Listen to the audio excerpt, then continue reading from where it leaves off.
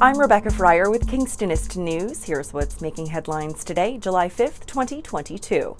Kingston police have now released more details following a serious incident on Sunday night in the Kings Court neighborhood that appeared to involve the evacuation of some nearby residents. Police say the accused and his father began arguing over some delivered packages, which escalated to physical violence and then death threats from the 30-year-old son.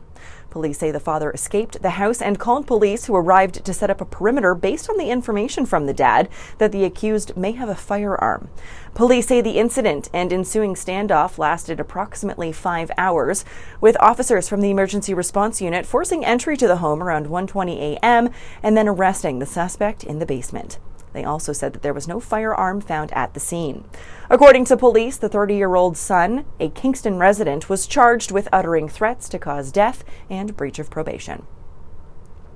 A large fire at a towing company in Kingston's West End caught the attention of a number of rubberneckers on the 401 and pretty much anybody else that was outside in the West End on Monday afternoon.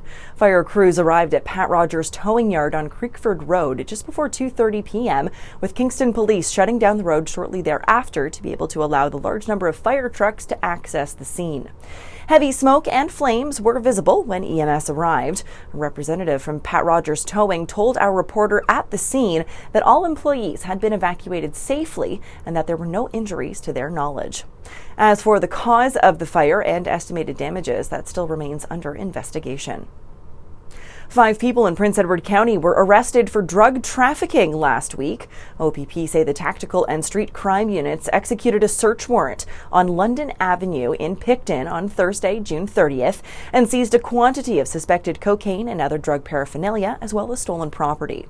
50-year-old Larry Levesque of Deseronto and 49-year-old Dorothy Spears, 47-year-old Michelle Jubenville, 51-year-old Christopher McCall, and 26-year-old Lexington Samuel of Prince Edward County each face possession. Following a declaration at Providence Care, Kingston Health Sciences Center has now declared a COVID-19 outbreak on the Connell 10 unit of Kingston General Hospital. 4 patients on the unit have tested positive, so it is now closed to visitors, and they have now increased COVID-19 safety measures, including additional cleaning and usage of enhanced PPE. And lastly, following a devastating fire in February, the First Nations Technical Institute's popular aviation program is back thanks to some generous community support. Thankfully, no one was injured when the historic hangar collapsed in flames earlier this year, destroying 13 planes, 5 of which had recently been purchased. Located in the Tyendinaga Mohawk Territory, this is the country's only Indigenous aviation program and has trained aspiring pilots from across Canada since 1989.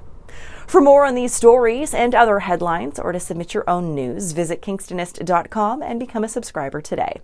I'm Rebecca Fryer. Have a great one, Kingston.